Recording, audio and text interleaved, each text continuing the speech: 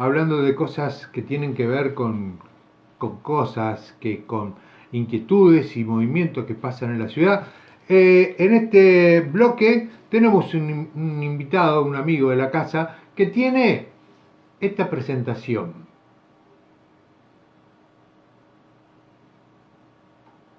¿Qué pasó? ¿Se le perdió la presentación? Ah, bueno. Son cosas que pasan en los programas en vivo, ¿vio? Tenemos este inconveniente que ya lo hemos solucionado y nuestro invitado tiene la presentación que corresponde.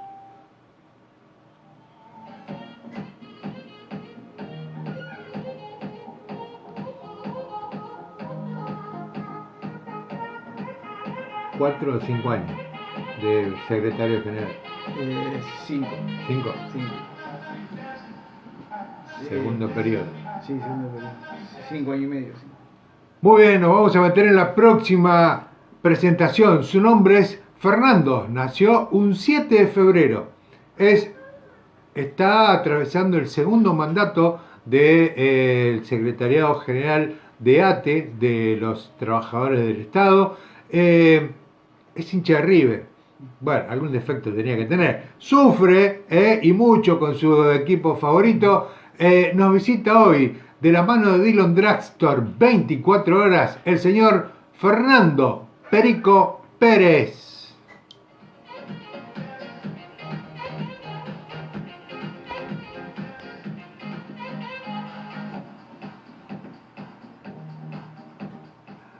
Muy bien, ponemos en cámara al señor Pérez. Fernando, buenas tardes, muchísimas gracias por estar acá. Hace mucho tiempo que no hablábamos. Hola Ramón, buenas tardes, gracias por la invitación, como siempre, gracias por la presentación y éxito en este nuevo ciclo que comienza este equipo de amigos y acá para charlar un rato con vos. ¿Cómo están las cosas? Han tenido unos meses de mucha pelea, hablando en el buen sentido de la palabra, ¿no? Con complicaciones, con los empresarios, con los gobiernos, muchas idas y vueltas, muchas peleas por las paritarias, que sí, que no, que... ¿Cómo está hoy la situación? ¿Cómo está hoy el gremio de ATE Zárate? Estos 14, 15 meses muy particulares en la historia de la humanidad, ¿no? Y en lo que nos toca a los gremios estatales, hoy tenemos a la altura de la discusión salarial el tema de la pandemia. Uh-huh. Hoy nos toca tanto estar atentos a todo lo que nuestros trabajadores estatales, que son los que tienen la responsabilidad de atender los derechos de la ciudadanía, que en esto hoy se ha revalorizado el trabajo del estatal, ya que en una situación de pandemia vimos que en las distintas actividades cada uno se fue a su casa colaborando con la menor circulación posible. Ahora, son los estatales los que quedamos atendiendo la salud, la seguridad, la educación, los servicios sociales, Uh-huh. porque parte de los trabajadores de la educación hoy están trabajando en algunos días o horas de la semana entregando módulos alimentarios a las familias, ¿no? Porque al no haber comedor, al no haber el SAE, esa función se cumple entregando bolsones de comida seca. Ni que hablar, bueno, los trabajadores de la salud, que ya llevamos tantos fallecidos o más como la guerra de Malvinas, en esta guerra contra este virus. Entonces, está a la par hoy el tema del trabajo en la pandemia como la discusión salarial para no perder o perder lo menos posible el poder adquisitivo ante una inflación que realmente preocupa. Así que en los distintos estamentos que a nosotros nos nos toca el ámbito de representar a los trabajadores, ya sea municipal, provincial y nacional, bueno, están cerradas, en algún caso mejor, en otro lado, caso con otras perspectivas, ya que en lo provincial y en lo municipal, si bien está acordado, no está cerrado del todo, está abierto, y eso nos da un optimismo de obtener algunos puntos más. En los tres ámbitos, en los tres niveles, ronda el 35%. Claro que cuando vamos a cada uno, como por ejemplo en lo acumulativo, acá en el municipio de Zárate hemos logrado, como es acumulativo, a fin de año, noviembre, si es que no logramos ahora en la reapertura del segundo semestre, como está acordado, algún punto más, de mínima se llegará a un 39,22%, que no está lejos del 40% que se nos había fijado, no solamente como objetivo desde la comisión directiva, los cuerpos delegados, sino las asambleas. Las distintas asambleas que habíamos hecho nos fijaron ese objetivo. Entonces, vemos que ahí hay un objetivo que está medianamente cumplido. Después tenemos el objetivo de otras luchas, como y también en los distintos niveles el pase a planta permanente. La estabilidad es algo muy importante, y máxime cuando nos tocó sufrir años como el macrismo, que hemos perdido muchos trabajadores, han perdido su fuente laboral, principalmente en el Estado Nacional. Y bueno, y hoy se siente porque esa falta de mano de obra después, y más cuando esta pandemia hace que en forma acertada los compañeros y las compañeras con más de 60 años tengan que aislarse, o los que tengan factores de riesgo en su salud, también entonces se disminuye un plantel. Claro. Un plantel que en algunos casos estaba por debajo de lo mínimo, hoy se siente.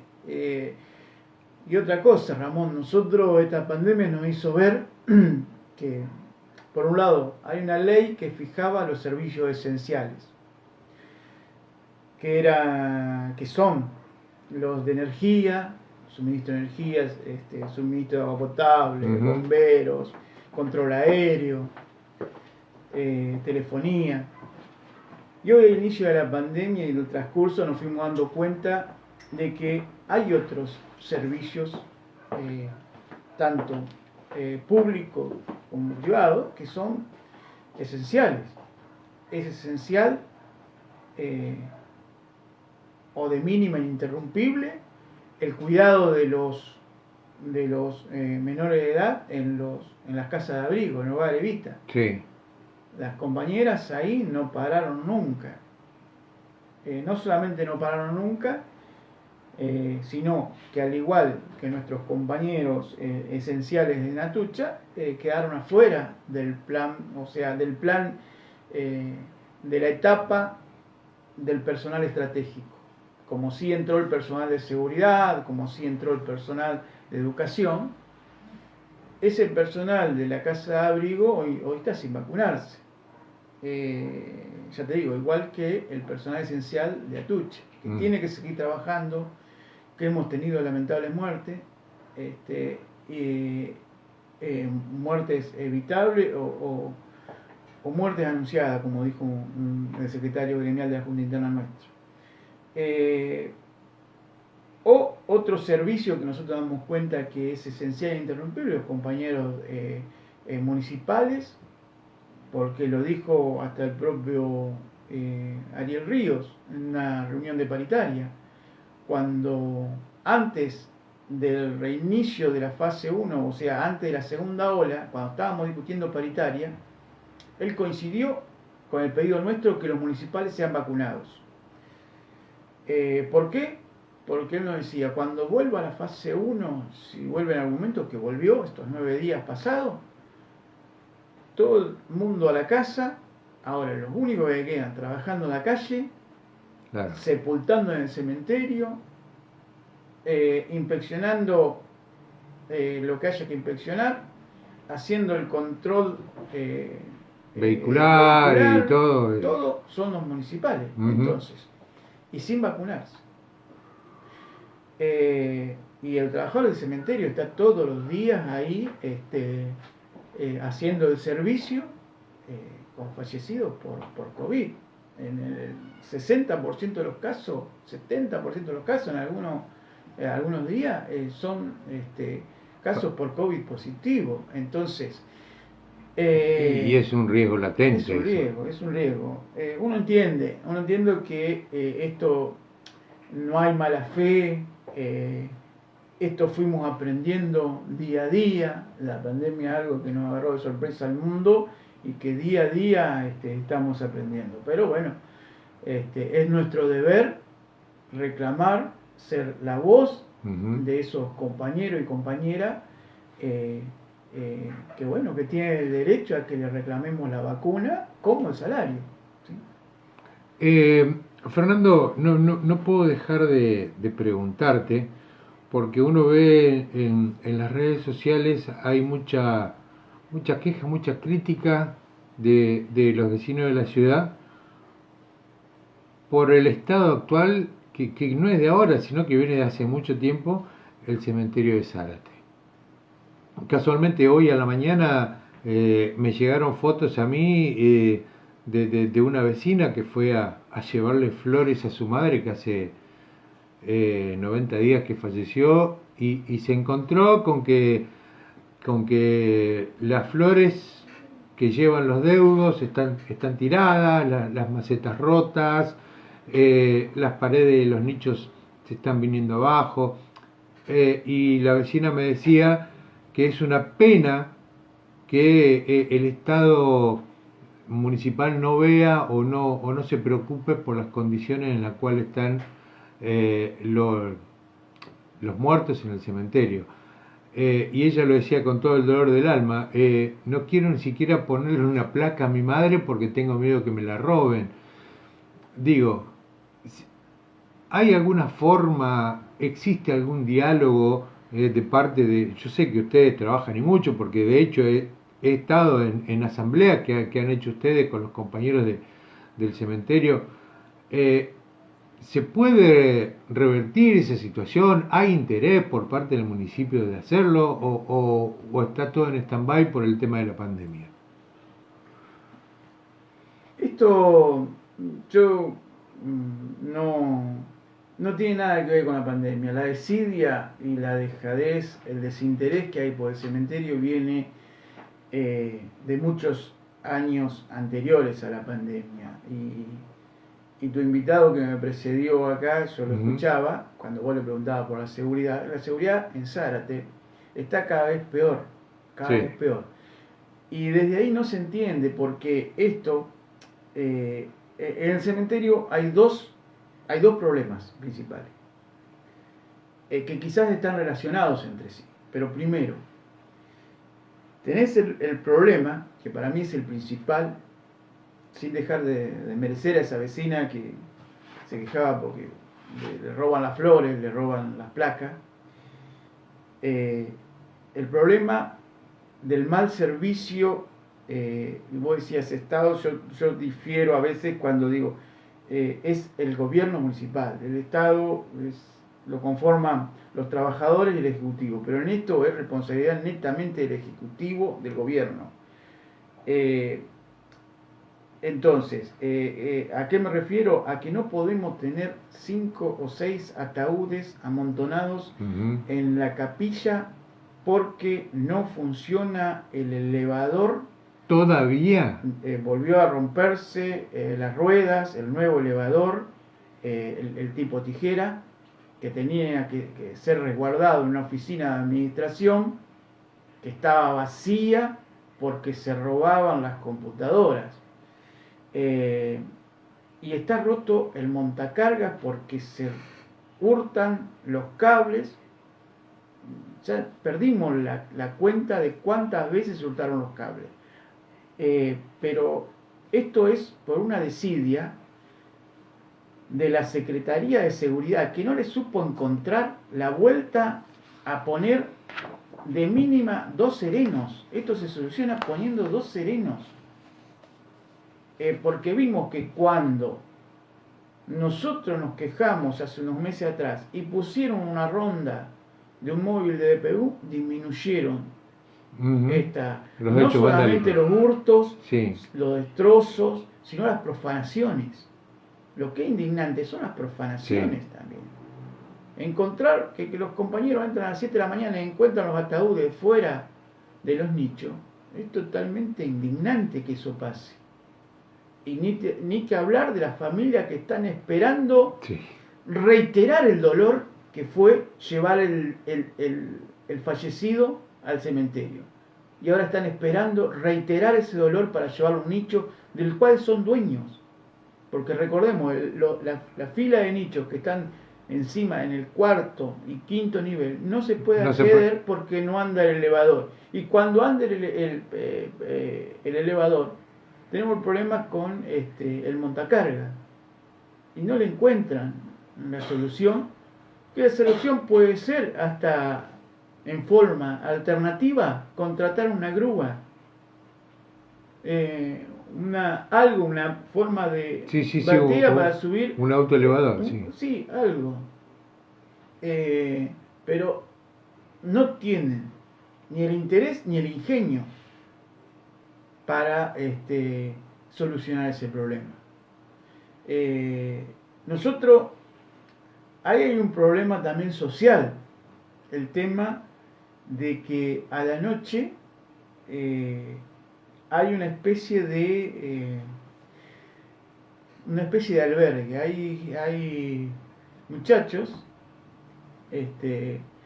que evidentemente están en una situación de calle y van a pernoctar en el edificio, dentro del cementerio. Uh-huh. Y nosotros lo vimos con 2 representantes de recursos humanos, un día que la reunión a las 5 o 6 de la tarde se extendió tanto dentro del cementerio, una especie de asamblea con los trabajadores y 2 representantes de recursos humanos, con el cementerio cerrado, se aparece una persona que dijo, vivía dentro del cementerio, y en su bolso tenía placas, los compañeros del cementerio se las sacaron, o sea, ellos mismos lo vieron cuál era la situación, y eso se soluciona con seguridad, con 2 serenos. Y digamos, el predio del cementerio es muy grande. Es muy grande. Yo creo que con una guardia de 2 personas no alcanzaría, pero sería medianamente una solución, ¿sí? Eso es más que preocupante, es indignante, como lo dijiste vos. Pero también te aprovecho porque el gremio de ustedes tiene mucho, como lo dijiste vos hace rato, tiene muchos focos en todos lados, ¿sí? Otro de los focos muy grandes que tienen ustedes, donde tienen mucho trabajo también, es en el hospital de Zárate. Un hospital que sabemos que está pasando por serios inconvenientes, y no de ahora. Ahora se agravó mucho más, pero en estos días veíamos que el secretario Ariel Ríos dio una conferencia de prensa en la puerta del municipio, del hospital, anunciando que se iban a hacer cargos junto con Núcleo Eléctrica Argentina de la reparación del techo del hospital. Pero digo, al hospital le faltan insumos, al hospital con la última lluvia y la última inundación interna que tuvo el hospital, se quemaron equipos que son muy valiosos, que el hospital no lo puede comprar. Digo, todo el mundo me saltó cuando yo escribí, el hospital es provincial, no depende exclusivamente del municipio, pero digo, hay tanto como el intendente, como los legisladores que tenemos en el Partido Sarte, pueden gestionar a nivel provincial una mejora para que el Hospital Zonal Virgen del Carmen esté en mejores condiciones edilicias. Yo sé, porque tengo contacto con muchos compañeros que trabajan en el hospital, tengo amigos y conocidos ahí adentro, que la verdad que no la pasan bien, en muchos aspectos, en lo humano, vienen cansados, que hace 15 meses que vienen laburando a full, poniéndole el pecho, compañeros que se han enfermado, que lamentablemente también han fallecido, que han pasado por el COVID, y al principio, más allá del miedo, siguieron laburando y siguen trabajando igual. Es complicado lo que te estoy pidiendo que opinemos, pero digo, es una realidad, Fernando. Sí, hay varias falencias. Primero en lo edilicio hay una falla en la construcción del techo es un tipo en B, Uh-huh. entonces cuando las lluvias, hay diluvios, como marzo, abril, el, el, el desagote en ese techo en B no da abasto, y evidentemente hay una falta de mantenimiento también. Hay poca escasez, hay una escasez en el personal, en todos los ámbitos, Uh-huh. ¿no? Pero esto hace que entonces el agua, al no poder salir, ingresó y produjo los daños que vos comentaste. Cuando posterior a una de las primeras inundaciones que tuvo ahí el hospital este año, nosotros inmediatamente nos fuimos y nos reunimos con el directorio, y el directorio nos mostró lo que tiene planificado o solicitado, una obra que cuesta entre 22 y 27 millones de pesos, que es hacer un techo, un sobretecho, Un sobretecho, exacto. en tipo fábrica, Uh-huh. ¿sí? Lo que aparentemente, bueno, solucionaría el problema. Ese es en lo edilicio, en lo que más urge hoy, que es el tema de la ya no son filtraciones, es diluvio Sí, dentro del hospital, sí. Y porque, a ver, ahí hasta ahora tuvimos realmente suerte de que ningún trabajador, ningún paciente salió electrocutado. Uh-huh. Porque si vos ves los videos, los Sí. compañeros, las compañeras están sacando el agua directamente con electricidad, sin cortar la energía. Exacto. Porque además no se puede cortar la energía por ciertos... Por los lugares, porque lugares, claro. Donde más se inunda, por ejemplo, y disculpame que te corte, que en terapia pediátrica, Sí. En sala de maternidad, lugares complicados, donde Sí. no se puede cortar la luz por nada, ¿no? Sí. Y eso... La otra complicación es la falta de personal. La falta de personal, falta de elementos de protección personal, la falta de insumos. Eso es algo histórico. Nosotros a veces valoramos que los propios trabajadores tengan que salir a hacer campaña para que se done oxímetros, distintos termómetros, distintos elementos, son herramientas de trabajo que ellos necesitan para atender a la ciudadanía. Sí. Bueno,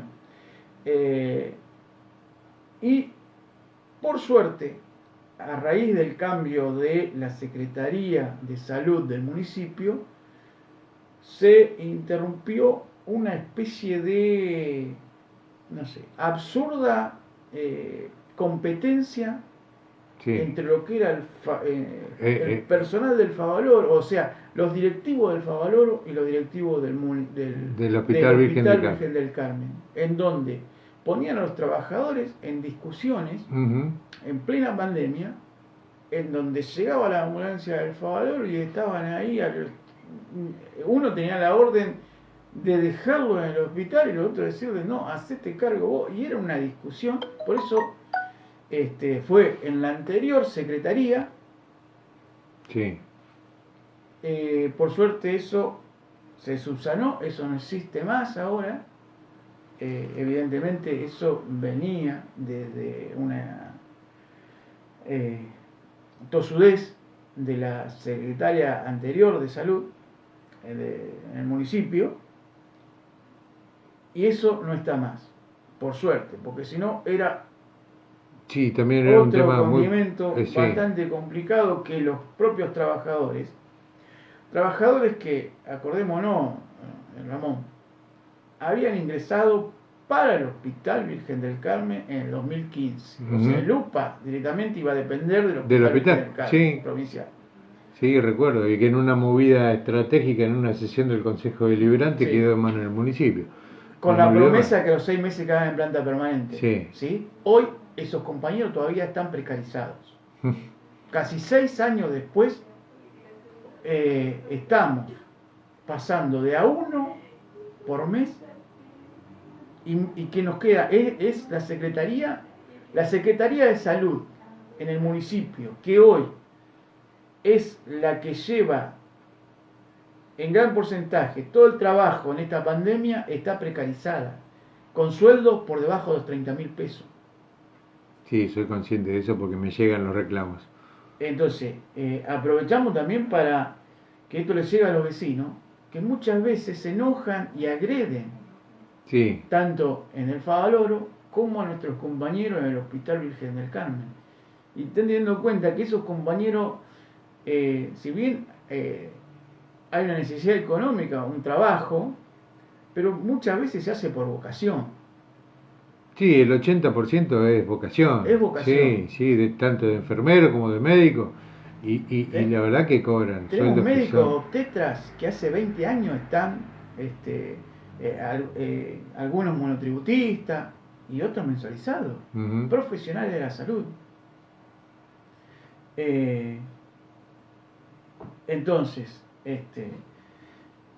a nosotros nos sorprende mucho cuando los vecinos agreden, no solamente verbalmente, sino físicamente. Sí, ha habido hechos, sí, en la sala de Lima, una noche, no hace un mes atrás, mes y medio atrás, una médica fue agredida a golpes por una vecina. Entonces, es complicado, como vos decís, es complicado que tenés que estar trabajando, pregonando por el salario, por la estabilidad y por la seguridad física de esos trabajadores, ¿no? Y tratando de que trabajen en el mejor ambiente posible. Y Fernando, vuelvo otra vez. Y acá, Ramón, perdóname. Sí, no. Hay mucha desidia, bueno, hay mucho mirar para otro lado. Eso iba. Hay el Consejo Deliberante de Zárate, que son los que tienen que representar. A eso iba. Dale. Justo te iba a decir, porque es una pena, ¿sí?, que teniendo un Consejo Deliberante que no actúe, llama poderosamente la atención, más teniendo en cuenta que uno de los concejales es un médico de Zárate que trabaja en el hospital, que hace más de 20 años que trabaja en el hospital. No le voy a caer al doctor Morán en su persona, ni mucho menos, porque es un excelente profesional, pero digo, llama poderosamente la atención el silencio estampa del Consejo Deliberante ante un montón de cosas no bien hechas que pasan en la ciudad. Entonces digo, ¿qué rol está cumpliendo hoy el Consejo Deliberante? ¿Para dónde mira? ¿Para dónde miran los concejales? Hay veces que, yo digo, hay veces que es preferible que un órgano no haga nada, porque encima de ocuparse muy poco por la ciudadanía de Zárate, del Consejo Deliberante en donde no solamente está integrado por personal de la salud, sino por colegas que vienen de la actividad gremial en su mayoría, por profesionales, abogados. Por ejemplo, yo te cuento la última. le permitieron, le firmaron una ordenanza al Ejecutivo Municipal para que conforme una junta médica local para evaluar a los compañeros y compañeras municipales que tenían carpeta médica. Ahora, inicialmente iba a ser para una patología, la psiquiátrica. ¿Qué pasó? La extendieron a lo traumatológico, a las distintas patologías. Tenemos compañeros que tienen tratamiento oncológico, y ahí vas a exponer a alguien que tiene hoy por hoy factores de riesgo para que circule por la ciudad, para que vaya a una junta médica, y en ciertos casos, en la mayoría de los casos, hicieron para que vuelvan a trabajar. Ahora, son médicos que ven que es una trabajadora de salud y que no está vacunada. Entonces, antes de que vuelva a trabajar, vacunala. Cuidala. Exacto.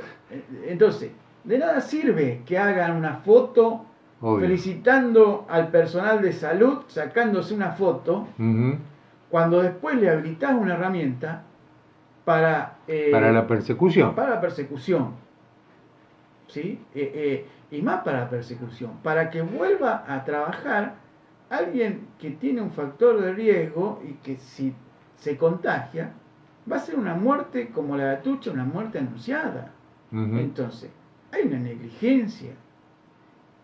Por no usar esta palabra, porque estamos en radio y no la podemos usar, pero sí, directamente, y eso se inició desde el Consejo, o sea, lo habilitó el Consejo Deliberante. Sí, le aprobaron la persecución. Y tienen los teléfonos nuestros para decir, che, ustedes como gremio, ¿qué opinan sobre esto? Nunca Ramón nos llamó a este Consejo Deliberante. Entonces, vemos que hacen muy poco, y lo que hacen no le sirve ni a la comunidad ni a los trabajadores municipales. Seguro. Che, recién, bueno, la otra pregunta que te iba a hacer, justamente vos lo dijiste, ¿no? El tema de Atucha.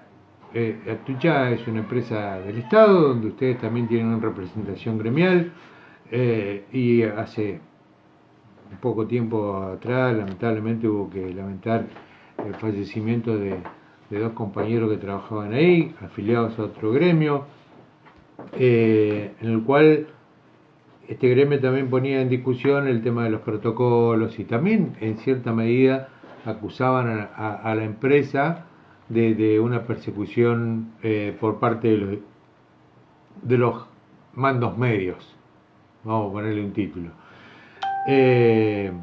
Cuando te consulté a vos me dijiste que esto no es de ahora, que ya este tipo de persecución, más allá de dejar de lado de la pandemia, ya viene hace rato.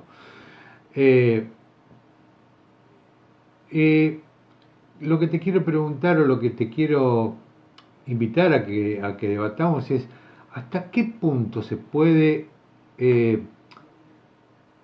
tolerar este tipo de persecuciones por los mandos medios, y que la empresa mire para el otro lado y que el gremio tenga que salir a pelear, en el buen sentido de la palabra, y a defender este tipo de atropellos.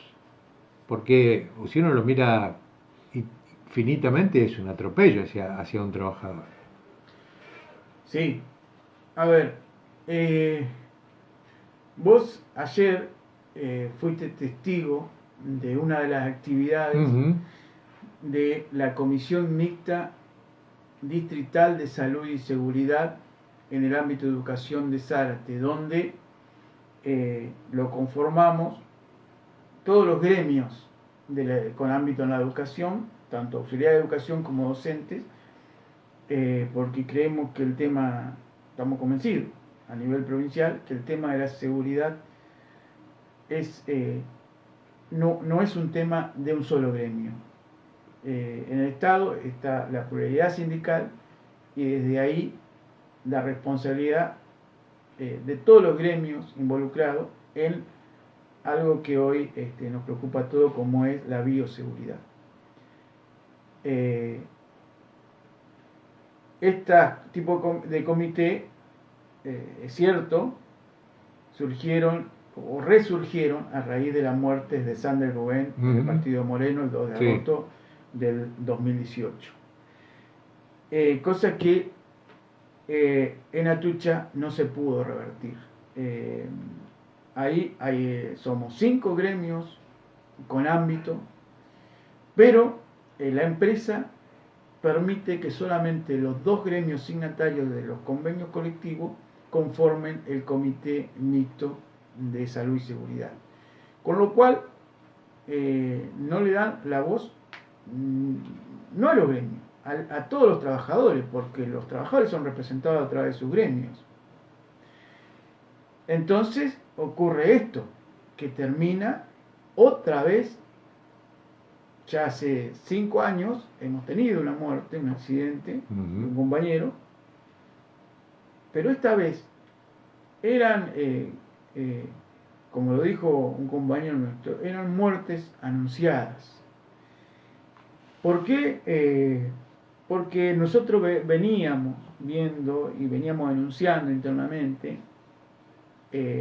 por nota, por carta de documento, la falencia en los protocolos. En los protocolos que recién ahora, por ejemplo, después del otro día de la muerte, una reunión con la gerencia, nos reconoció que los barbijos no son los homologados por el ANMAT y que lo iban a cambiar.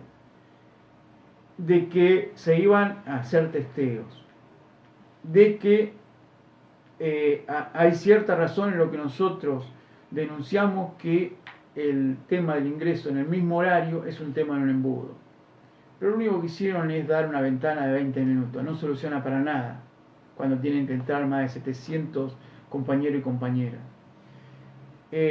Nos dieron la excusa de lo que nosotros decimos, que en el transporte no hay ventilación cruzada, no hay una ventilación, son tipo charter, donde las ventanas son fijas, y donde se produce el contagio, porque si no, no puede ser.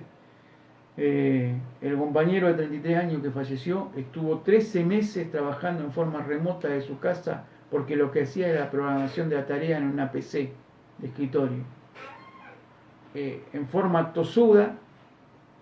Yo no lo voy a culpar solamente a los mandos medios, que hay pruebas que apretaron al compañero para que vuelva a trabajar, con un certificado en la mano del médico de cabecera que les decía que no era aconsejable que vuelva a trabajar ni siquiera con la segunda dosis. El compañero tenía la primera dosis y habían pasado 14 días. Y al pasar 14 días empezó a ser hostigado por su jefe inmediato.